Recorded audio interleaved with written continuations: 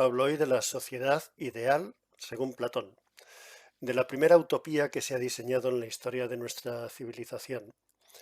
Así pues, Platón inicia el género utópico. Sin embargo, hay que advertir que esa sociedad ideal que él diseña no tiene nada que ver con las utopías posteriores, ya sean las utopías milenaristas, que fueron muy abundantes en la Edad Media y en la Edad Moderna, o las utopías modernas, actuales, quiero decir, como por ejemplo el comunismo, que suelen ajustarse a tres momentos. En el comunismo de Marx hay un primer momento que sería la prehistoria de la humanidad, cuando existió la propiedad común, el comunismo primitivo, una especie de paraíso terrenal de la humanidad aquí en este mundo.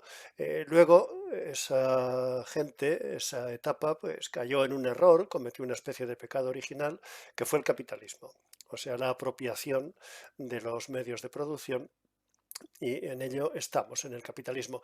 Después vendrá, por la necesidad de las leyes de la historia descubiertas por Marx, vendrá la tercera y definitiva etapa, que será la etapa socialista o comunista, donde habrá desaparecido el Estado, todos los hombres vivirán nuevamente en un momento de comunismo, pero más desarrollado del que fue el primitivo, etcétera.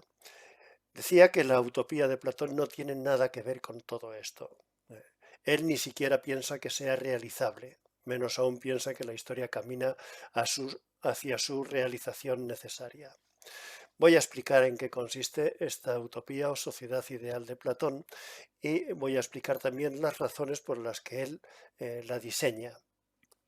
El asunto de origen, el asunto principal del que él parte, es que cada cosa existente tiene una función que cumplir, un fin que, si lo cumple, para esa cosa, para la cosa de que se trate, es el mejor estado posible. Luego, ese mejor estado posible, el estado perfecto de una cosa, es aquel en que ésta puede ejercer su función de la mejor manera posible, lo cual requiere organización. Es decir, requiere que unos objetos o unas acciones se definan como medios, y otros objetos y otras acciones se definan como fines. El total, entonces, formará un conjunto en que las partes estarán subordinadas al todo, ya sea que se trate del total individual, como he dicho en algún vídeo pasado, o bien el total social, el total de la comunidad política. Será perfecto si las partes están subordinadas al conjunto. Esto es válido en general para todas las cosas existentes, y es válido en especial para el espíritu del hombre. El fin del espíritu del hombre, eh, que tiene un fin como una finalidad como cualquier cosa, ya digo, el fin del espíritu del hombre es la deliberación acerca de lo que está bien y de lo que está mal, y del gobierno de sí para decidir en consecuencia. Repito, esto es un fin excelso. Habría que darle la razón a Platón. El fin propio del hombre es deliberar acerca de lo que está bien y de lo que está mal, y gobernarse a sí mismo y decidir en consecuencia. Esta es la finalidad que debe cumplir todo hombre que ha venido a este mundo. Así pues, el mejor estado del hombre será aquel en que se cumpla esta función, esta finalidad, de la mejor manera posible, y en esto consistirá la justicia, precisamente.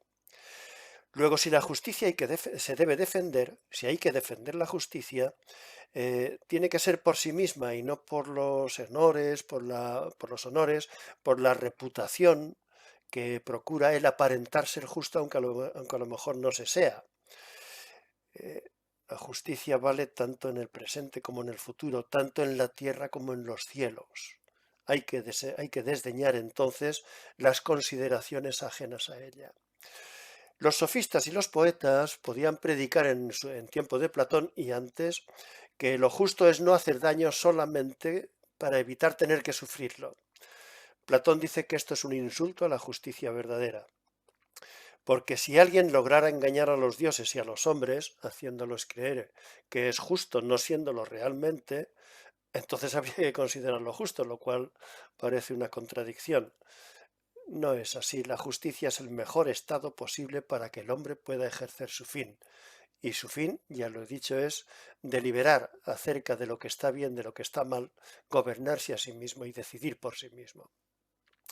Por eso la justicia vale por sí misma, es un valor en sí, es un bien en sí, al margen de los premios o de los castigos, al margen de la buena o la mala reputación que arrastre el cumplir con ella. Esto interesa particularmente al filósofo, que busca la verdad y aspira a ser justo. El filósofo es alguien de quien Platón tiene una elevada opinión, por lo que se ve. ¿Cómo poner en práctica estos ideales? La multitud no es filósofa, la multitud no aspira a la verdad ni a la justicia, dice Platón, lo que impide que el filósofo pueda llegar a ser filósofo.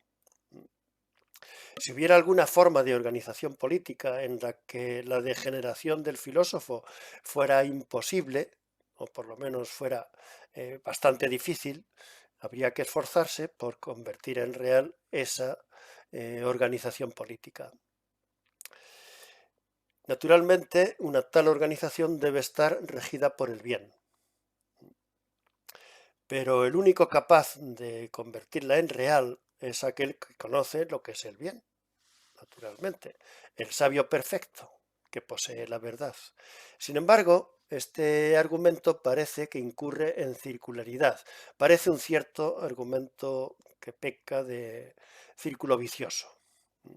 Si el sabio solamente será perfecto en una comunidad perfecta y si la comunidad perfecta solamente puede existir porque la organiza un sabio, entonces parece que tendrá que depender de la casualidad que aparezca un filósofo que sea rey o un rey que sea filósofo, un sabio rey o un rey sabio. Platón responde que no depende de la casualidad, que el hombre que ha salido de la caverna, tal como él lo explica en el llamado mito de la caverna, habrá que dedicarle algún vídeo, alguna explicación a este mito.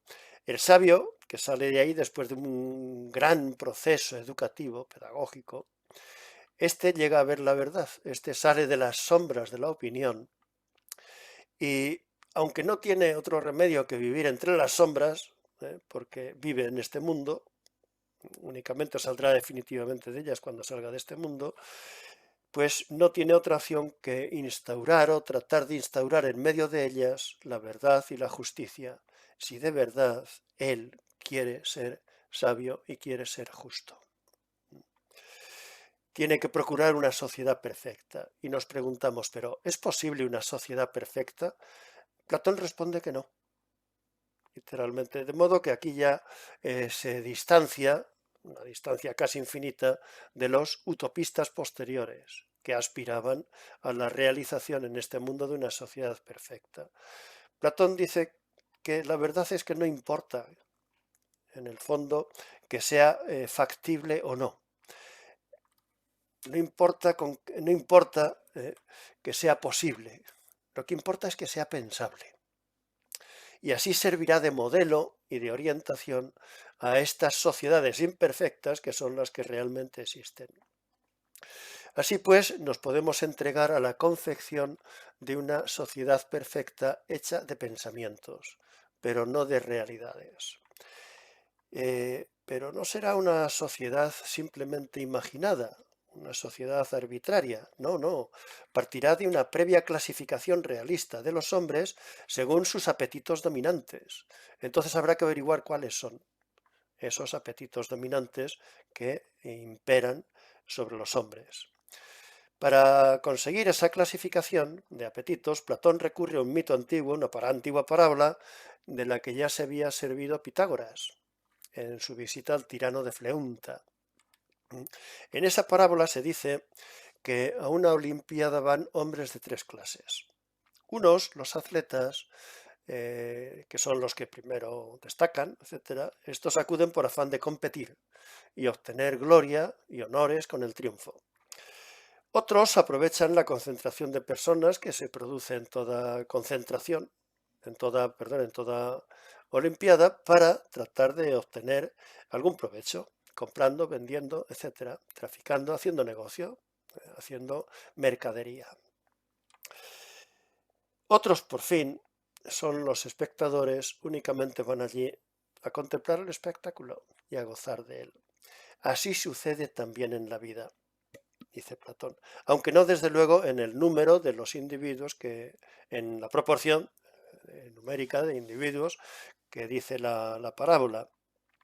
Hay hombres, que son la inmensa mayoría, a los que solamente mueve el deseo de ganar dinero y las cosas que van anexas a este deseo. Son los hombres del comercio, la industria, la producción económica, etc. Otros buscan en esta vida ante todo obtener fama y honores. Les apasiona la victoria, el poder, la influencia sobre los demás, el dominio. Son individuos de espíritu fogoso, combativo, hombres de armas y de política, es decir, de armas verbales para la oratoria o de armas reales, físicas, para la guerra.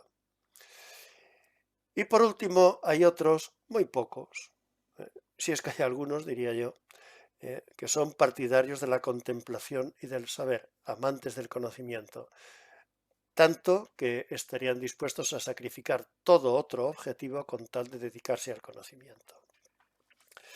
En una sociedad perfecta, cada uno de estas clases, cada uno de estos grupos, debería mantenerse en su lugar. Lo que ocurre es que en nuestra sociedad no es así, no se mantienen en su lugar. Los ambiciosos y emprendedores, los hombres de dinero, estos son los que consiguen adueñarse del poder y dirigirlo hacia los fines que ellos valoran, que son las ganancias, el dinero, la riqueza. Si estos ocupan el poder, entonces el deseo de riqueza se lleva a cabo, se realiza a costa de los demás. Incluso si estos hombres se movieran por altruismo, cosa extraña, dirigirían el timón del Estado hacia un punto que no es el mejor, bien por ignorancia, bien por desconocimiento de la vida, del fin propio de la vida política. El poder político nunca debería ser para estos, solo para aquellos que pudieran seguir su inclinación sin perjudicar a los demás. Su inclinación básica sin perjudicar a los demás. Estos son los filósofos, los que tienen como fin primero o último, según se mire, la contemplación, el saber. Cuanto más saber adquieran, mejor. No se hace esto, no se acumula, no se adquiere saber a costa de los demás. Al contrario, más les favorecerá cuanto más saber obtenga. Por eso, la proposición central de este libro de la República de Platón, que dice que los reyes tienen que ser filósofos o los filósofos tienen que ser reyes. Pero la figura del filósofo, tal como se ve en este libro, precisamente no es la del individuo inseguro, despreocupado de los problemas que afectan al mundo, entregado a fútiles problemas especulativos, como se decía, por ejemplo, de Demócrito. No, no, no. La filosofía es conocimiento de la verdad y conocimiento de los valores, comprensión de la realidad y comprensión del bien y del mal. Saber, el saber del filósofo, es conocer lo que al hombre le vale la pena vivir. Aquí reside el secreto de la felicidad, que solo puede ser alcanzado por un pequeño número de hombres, los entregados al saber. Saber es también distinguir los verdaderos objetos del deseo y por tanto entender que ni la riqueza ni el poder son las auténticas metas del Estado y del individuo. Todas estas ideas justifican la división de esa sociedad ideal de Platón en clases. No habrá igualdad de individuos, sino diversidad de clases en la sociedad ideal de Platón, que ya he advertido es irrealizable. El principio básico que mueve la división en clases es que, puesto que los deseos que mueven la acción de los hombres no se pueden desarraigar, y ya sabemos cuáles son, básicamente tres: deseo de dinero, deseo de poder y deseo de conocimiento, puesto que no se pueden desarraigar en una comunidad ideal, en una comunidad perfecta, deberían encontrar una satisfacción que fuera legítima. Por aquí se empieza entonces a solucionar de un golpe el problema de la redistribución de la riqueza.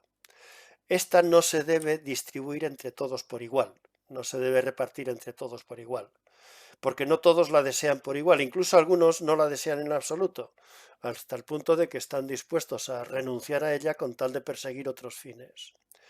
No tendría sentido entregar posesiones a estos. Los bienes materiales han de ser solo para los que tienen sed de bienes materiales. Habrá que impedir, sin embargo, que haya exceso de riqueza en unos y exceso de pobreza en otros. Pero dentro de estos márgenes, dentro de estos límites que son bastante amplios, las gentes deseosas de dinero obtendrán su satisfacción en el disfrute de la propiedad y de paso, satisfaciéndose en la propiedad y trabajándola, explotándola, etcétera, podrán subvenir a las necesidades económicas de todos. Formarán, por tanto, una clase cuya función consistirá en proveer a las necesidades de la vida, dedicándose a la agricultura, el comercio, la industria, etcétera. Ellos, esta clase de individuos, tienen preferencia por las cosas de los sentidos. Pues en esas cosas de los sentidos, es decir, en la propiedad privada, obtendrán su satisfacción. Serán felices y además serán útiles a la sociedad. Este es el plan de Platón para esta primera clase. Diríamos la clase inferior desde el punto de vista político, porque estos no tendrán poder político, pero sí tendrán la propiedad de todos los bienes. Lo que habrá que procurar es que no gobiernen. Probablemente no sentirán deseos de hacerlo, pero no será suficiente. Habrá que conseguir además que no sientan deseos de gobernar.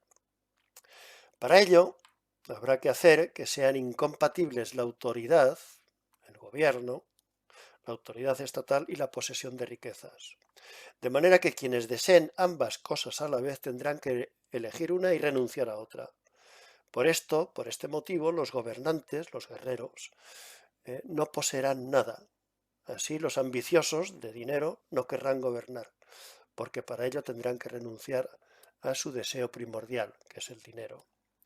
Esta, vuelvo a decir, es la primera clase, la de los industriales, podríamos decir, la de los propietarios, mejor dicho. La segunda es la de los guerreros, que, según he dicho, no poseerán nada, con el fin de hacer desagradable la función del gobierno a los comerciantes industriales, a los propietarios.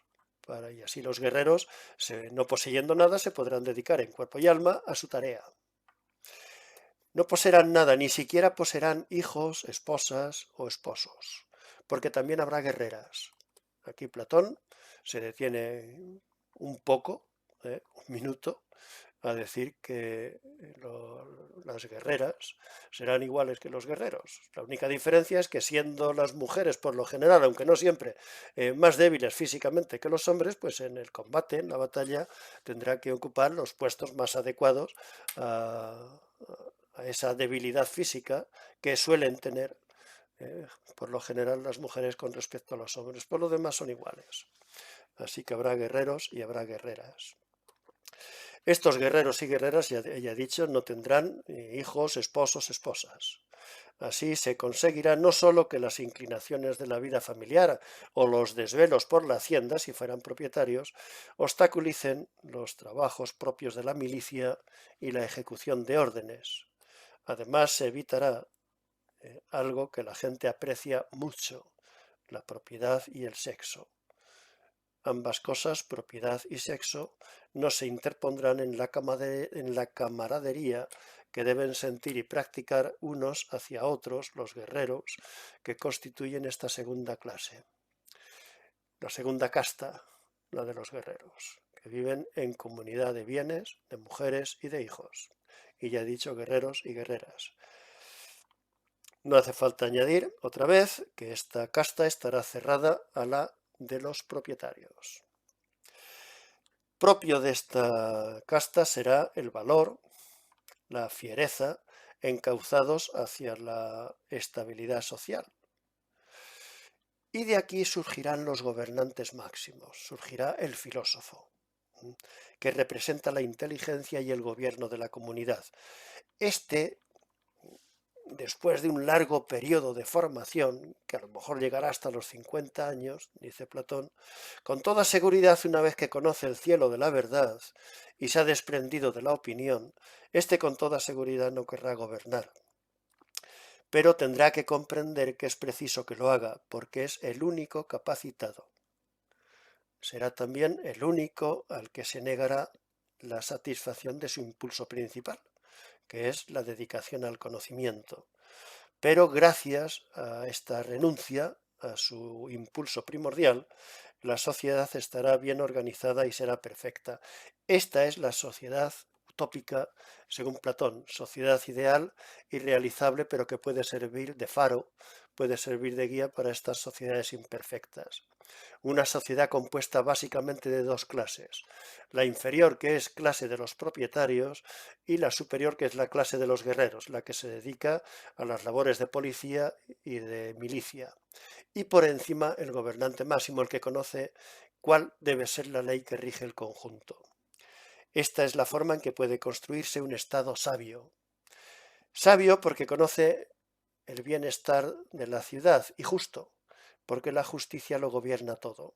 Esta es la armonía, que integra los elementos del conjunto porque está regida por la razón personificada en esta sociedad, en el filósofo que está en la cúspide de la pirámide.